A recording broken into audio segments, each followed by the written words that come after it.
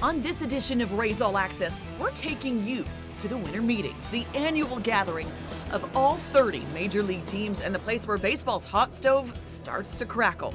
We'll take a look at Tampa Bay's 2023 season, we'll look ahead to 2024, and we'll profile Kevin Cash as he gets set to start his 10th season as Rays manager.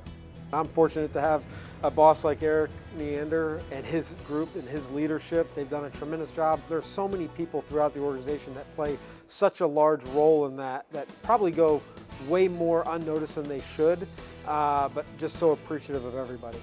We'll also join in as the Rays and the Rowdies spread holiday cheer across Tampa Bay, and we'll highlight the organization's 2023 minor league award winners.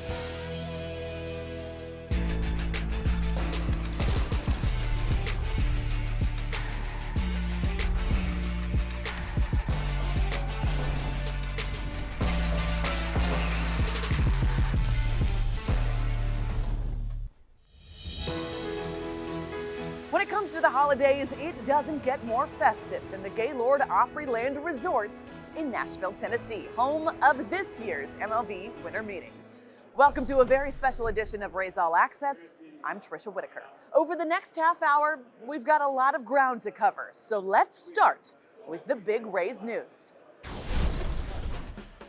After months of speculation, the team has traded starting pitcher Tyler Glasnow along with outfielder Manuel Margot and Cash to the Dodgers in exchange for pitcher Ryan Pepiot and outfielder Johnny DeLuca. Glasnow came to Tampa Bay along with Austin Meadows and Shane Baz in a 2018 trade deadline deal for Chris Archer. Over parts of 6 seasons with the Rays, the 30-year-old righty went 27-16 with a 2.93 ERA and 526 strikeouts in 388.1 innings pitched. Margot hit .265 with a .690 OPS, 19 home runs, and 153 RBI in 4 seasons with the Rays. He also proved to be a versatile defender, playing all 3 outfield positions. Pepiot was ranked as LA's number 5 prospect over the last 2 seasons and has a record of 5-1 with a 2.76 ERA and 80 strikeouts in 78 innings since making his major league debut in 2022. The 25-year-old DeLuca is a right-handed hitter with a plus arm who can play all 3 outfield positions.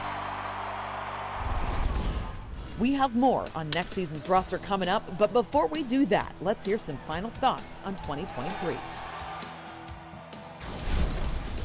You leave April thinking you probably have the best team that you've ever been fortunate enough to have. And we've had some good ones to some time there in August, thinking that just about anything that could go wrong has gone wrong.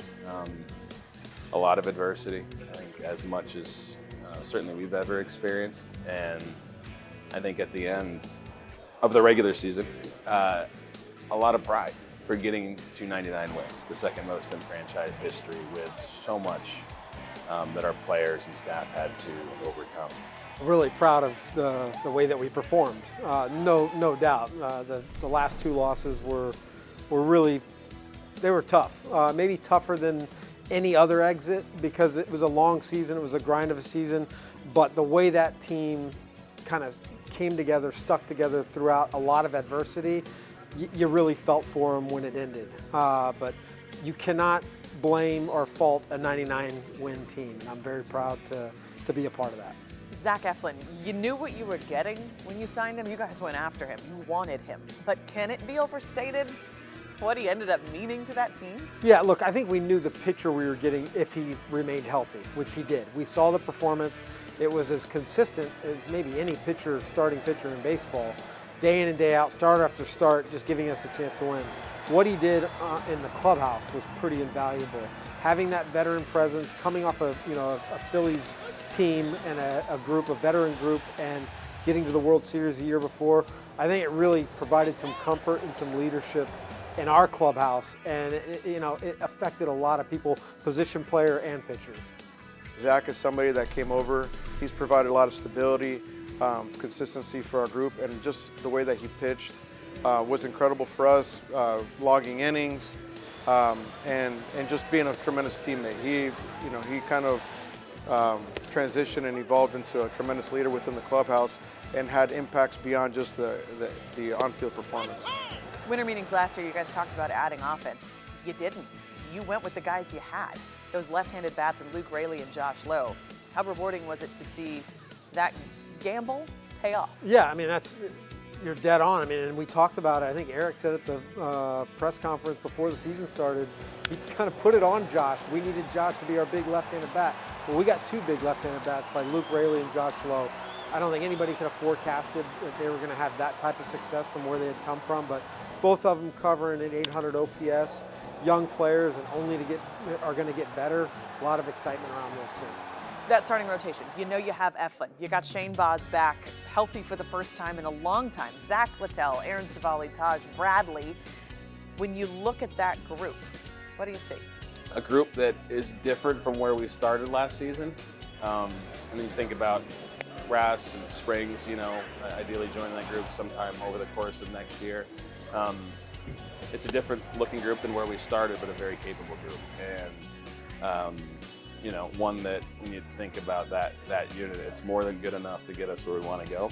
Baz, there's a lot of excitement around. We're going to have to manage the workload a little bit because he's missed a year and a half now. But look, between Zach Eflin, Zach Littell, have no idea where we'd be without his performance.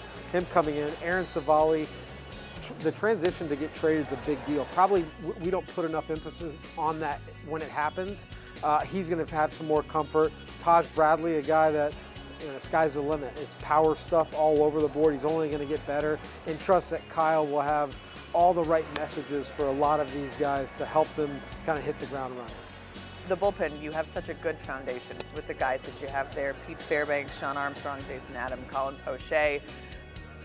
What's your level of confidence in the group that you do have and just the outlook of them going into 2024? Yeah, very confident. And the four you just mentioned, they all have pitched in the highest leverage situations of games. They've all pitched at the back end of the game.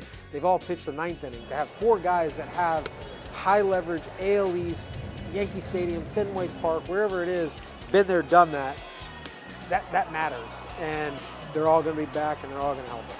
Just like the rotation, we're always going to look for more arms. You're always going to need more. But, Fairbanks and Adam at the back of the bullpen, I mean, those guys are great. I mean, I wouldn't want to face some electric stuff, like really have, grown a lot and made strides over the past couple of years and have a lot of confidence in those guys. A Sean Armstrong, a Colin Poche, guys who did a great job keeping runs off the board for us last year. We're really excited about the group.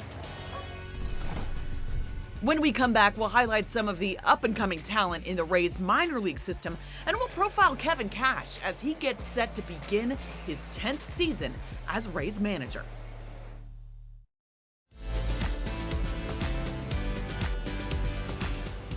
Being a big league manager isn't usually a job that's synonymous with stability, but Kevin Cash is perhaps the exception to that rule.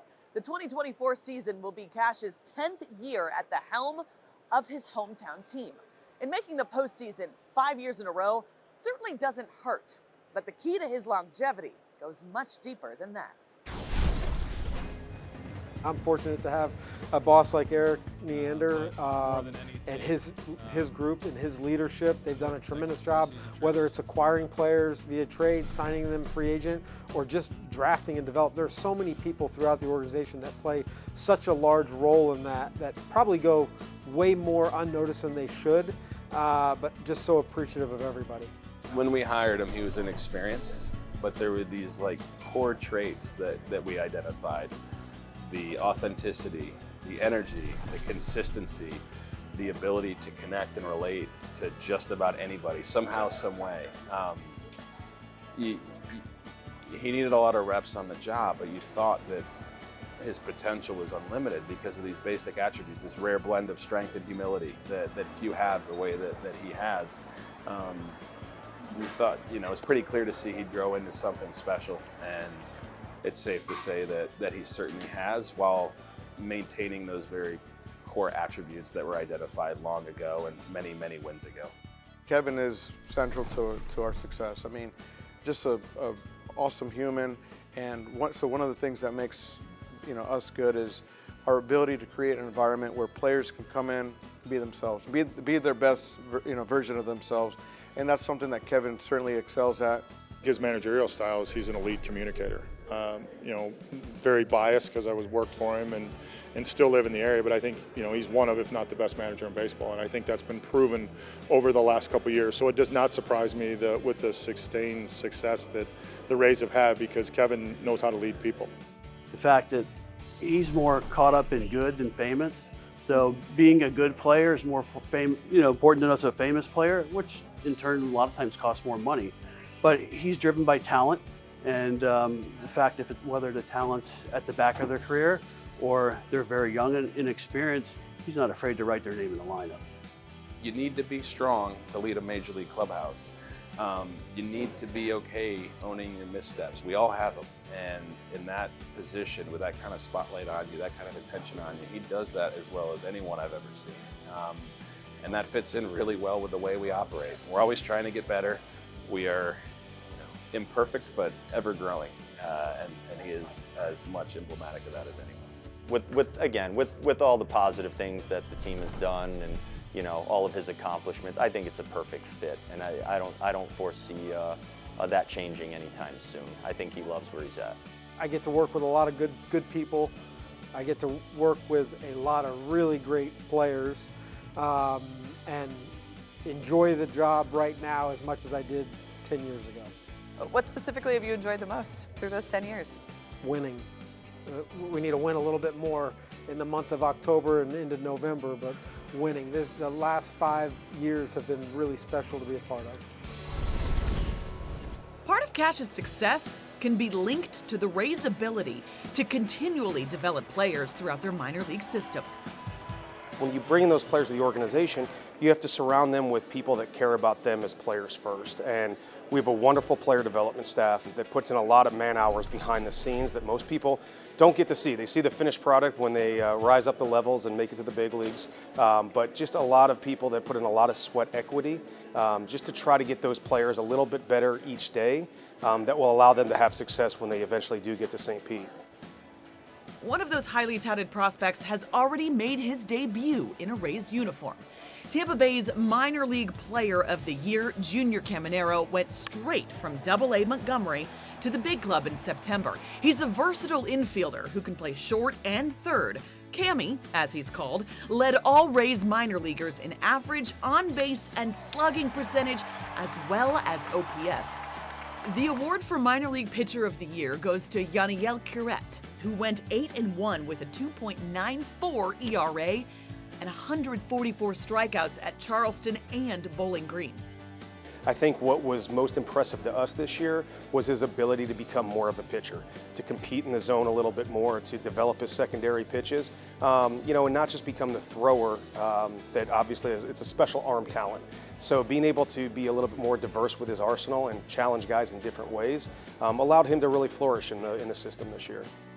Alex Cook's first full professional season couldn't have gone much better. His 7-3 record, 3.14 ERA, and 91 strikeouts in 66 innings of work earned the 2022 12th rounder the team's Minor League Reliever of the Year award. Sometimes minor league relievers can get overlooked in the system. The opportunity for Alex to come in and challenge and throw strikes and really develop his arsenal out of the bullpen, it was a great draft pick and a great job of developing him in that role. For the second consecutive season, Defensive Player of the Year honors went to shortstop Carson Williams, who continued his rapid rise through the minors. The 2021 first-round pick played in 110 games between Bowling Green, Montgomery, and Durham, making just 7 errors and 379 chances. Carson's a special player. I think that he's really put himself on the map. Not only what he did during the season, he went out to the Fall League afterwards, and I think we've seen a lot of accolades surround Carson, and he's handled it really well. A lot of fun. He's always got a smile on his face at the ballpark and going out there and competing, and just really proud of the steps that he continues to take from level to level as he comes through the system. Base Runner of the Year, Chandler Simpson stole 94 bases in 109 attempts between Charleston and Bowling Green, tying him for the minor league lead in 2023. Still to come, we'll take a look at the lineup for the upcoming season, and we'll tag along as the Rays and Rowdies organizations fan out across Tampa Bay for a week of giving.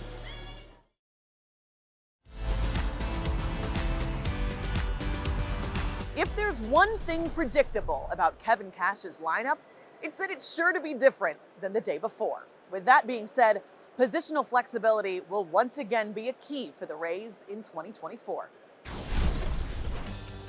That's how we're built, and I think that's what gives us, that's how we win games. Hopefully that never goes away. We want the versatility, whether it's lineup construction, whether it's defensively, to have the ability to mix, match, and move guys all over the ballpark. I say it all the time, we are built with a 13-man position player roster. We're going to utilize every single one of them. Shortstop position. Taylor Walls, we know he's coming off hip surgery.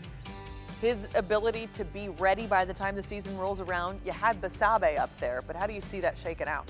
I hope he's going to be ready. So far, it looks like he's headed in the right direction. What Taylor brings to our defense and the dynamic, I mean, when he was not in there were pitchers asking, when is Walsey going to get back in the lineup? They want him out there because they know how valuable he is to preventing runs. Hopefully the rehab goes well. He'll have, right after the first of the year, he'll be down in St. Pete to continue the rehab, get Joe's hands on him, and we'll get him ready. The catcher position, Rene Pinto. You've talked to us so much about how confident you are in him, but you do still have a void to fill. What do you see in Pinto, and how do you fill the void that you need to fill at that second spot?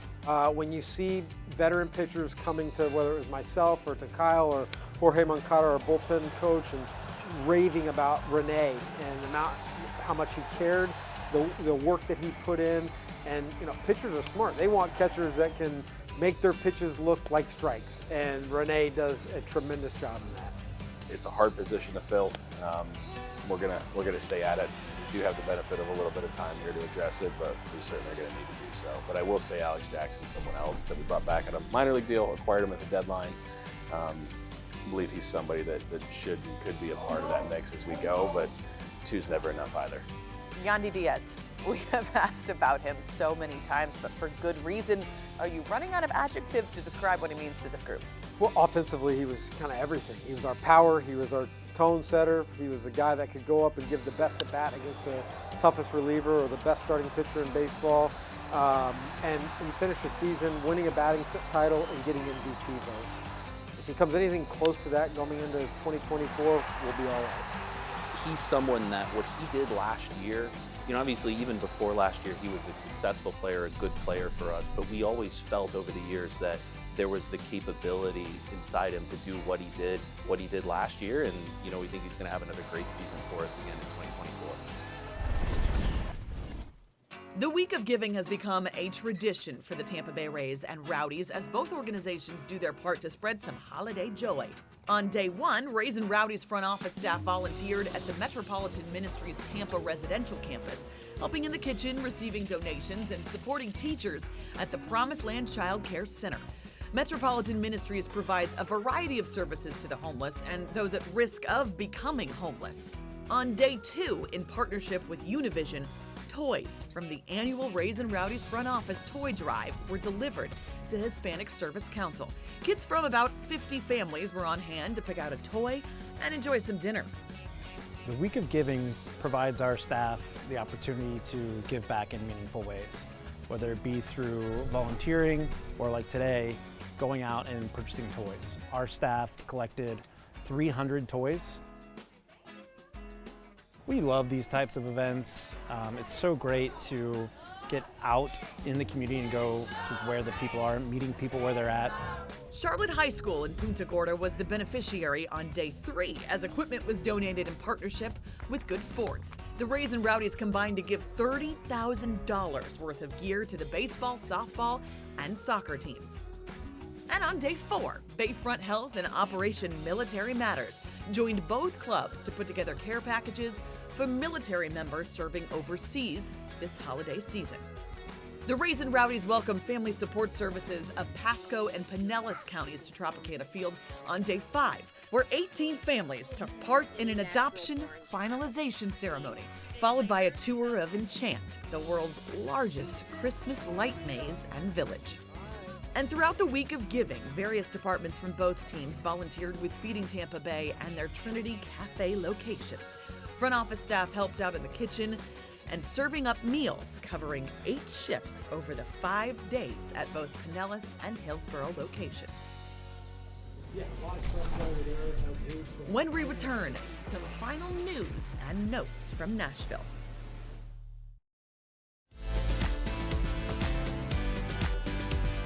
A couple of more notes before we sign off from Nashville. For the second season in a row, the Rays are promoting their manager from AAA to the big league coaching staff.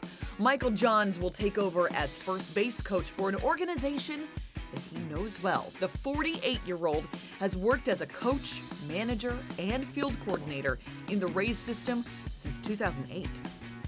He's worn every hat. He's been a manager. He's been a coordinator.